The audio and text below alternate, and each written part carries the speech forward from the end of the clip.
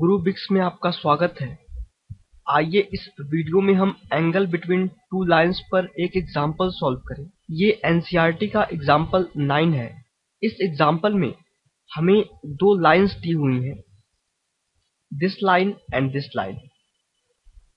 इन lines को आप देख सकते हैं कि हमें वेक्टर फॉर्म में दिया गया है, that is vector R is equals to vector A plus lambda vector B. Similarly ये जो लाइन है उसे भी किस फॉर्म में दिया गया है, vector R is equals to A plus mu vector B. तो इन दोनों लाइंस के बीच की एंगल निकालने के लिए हमने जो पिछली वीडियोस में देखा था कि अगर हमें कोई लाइन वेक्टर फॉर्म में दी गई है तो हम उसके बीच का एंगल कैसे निकाल सकते हैं, सेम फॉर्मूला हम यहां यूज करेंगे। तो आइए इसका सोल्यूशन करें। सोल्यूशन, सबसे पहले जो पहली लाइन है वो किस फॉर्म में दी गई है, vector R is equals to a1 plus lambda b1। Similarly जो दूसरी लाइन है वो किस फॉर्म में दी गई है, vector R is equals to a2 plus mu b2। अगर कोई भी लाइन इस फॉर्म में दी गई है इसका मतलब क्या है कि वो लाइन वेक्टर b1 के पैरेलल है। सिमिलरली जो दूसरी लाइन है वो वेक्टर b2 के पैरेलल है। और अगर जब आप इन दोनों इक्वेशंस को इनसे कंपेयर करेंगे तो आपको क्या मिलेगा, आपको मिलेगा vector b1 is equals to i plus 2j plus 2k, that means i plus 2j plus 2k।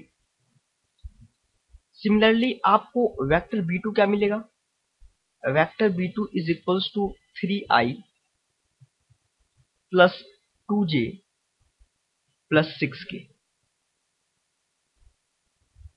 That means आपको दो वेक्टर मिल गए, वेक्टर b1 और वेक्टर b2। वेक्टर b1 इस लाइन के पैरेलल है और वेक्टर b2 इस लाइन के पैरेलल है।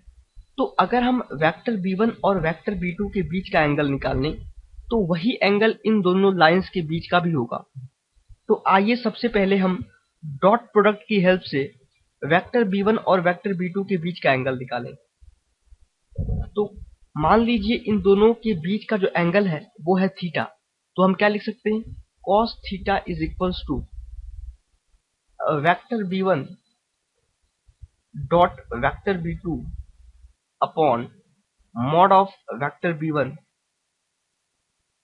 into mod of vector b2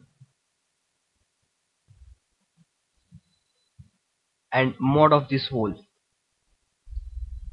This is equals to vector b1 dot vector b2 क्या होगा, that is equals to 3 plus 2 into 2 4 plus 2 into 6 12 upon under root mod of b1 क्या होगा, 1 का square plus 2 का square plus 2 का square into under root mod of b2 क्या होगा, 3 का स्क्वायर प्लस 2 का स्क्वायर प्लस 6 का square. cos theta is equals to 19 upon under root 2 square plus 2 square that is 8 plus 1 9 into under root 36 plus 4 40 plus 9 49, that is equals to 19 upon 3 into 7, that is equals to 19 upon 21. So cos theta is equals to 19 upon 21. That means theta is equals to cos inverse 19 by 21. तो ये है इन दोनों lines के बीच का angle.